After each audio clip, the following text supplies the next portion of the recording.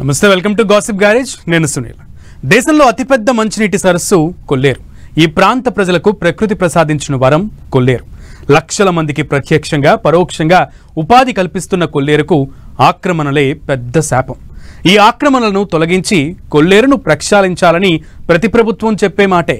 ఇప్పుడు కూడా విజయవాడ వరద ముంపునకు కొల్లేరు కారణమని, ప్రజల ప్రాణాల కోసం కొల్లేరును క్లీన్ చేస్తామంటున్నారు ముఖ్యమంత్రి చంద్రబాబు. కానీ వేల ఎకరాల్లో కొల్లేరు భూములను ఆక్రమించిన బడాబాబులను కదపడం కుదిరే పనేనా? ఇప్పుడే కాదు, చంద్రబాబు తొలిసారి సీఎంగా బాధ్యతలు చేపట్టినప్పుడు కూడా ఇదే మాట అన్నారు. ఆయన తర్వాత రాజశేఖర రెడ్డి కొల్లేరుపై ఉక్కుపాదం మోపాలనుకున్నారు. రోజులు మారాయే గాని కొల్లేరును ఎవరూ కాపాడలేకపోయారు. మరిప్పుడు సీఎం చంద్రబాబు శపథం నెరవేరుతోందా? చూద్దాం.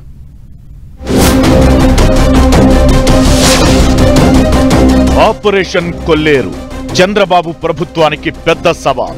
విజయవాడ ముంపునకు ప్రధాన కారణమైన బుడమేరు, కొల్లేరు ఆక్రమణలను తొలగించాలని నిర్ణయించారు సీఎం చంద్రబాబు. ఆయన అభిప్రాయంతో డిప్యూటీ సీఎం పవన్ కళ్యాణ్ కూడా ఏకీభవిస్తున్నారు. భవిష్యత్తులో వచ్చే విపత్తుల నుంచి విజయవాడ నగరాన్ని కాపాడాలంటే కొల్లేరును క్లీన్ చేయాలనేది చంద్రబాబు ఆలోచన. సీఎం ఆలోచనలను 100% సపోర్ట్ చేయాల్సిందే. కానీ కొల్లేరు సరస్సు, అక్కడ జరిగే దందాలు, ఇతర వ్యవహారాలు తెలిసిన వారు కొల్లేరు ప్రక్షాళన సాధ్యమయ్యే పనేనా అని సందేహాలు వ్యక్తం చేస్తున్నారు. సుమారు 2,22,000 ఎకరాల్లో విస్తరించిన కొల్లేరు సరస్సు ఆక్రమణలతో బక్కచిక్కిపోతోందనేది జగమెరిగిన సత్యం.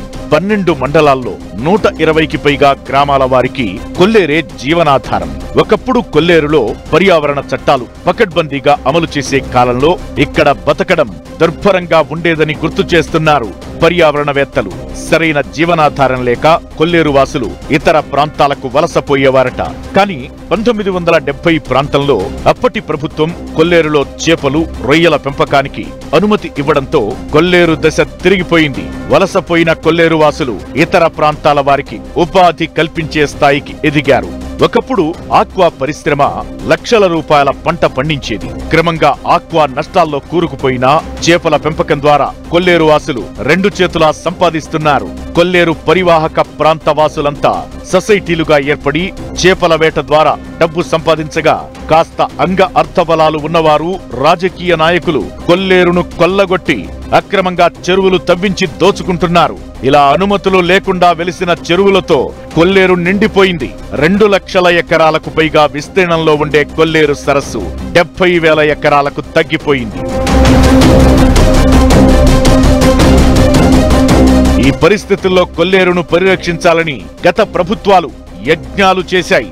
గతంలో చంద్రబాబు సీఎంగా ఉన్న సమయంలో 1999లో కొల్లేరు ఆక్రమణల తొలగింపునకు ప్రత్యేకంగా జీవో జారీ చేశారు.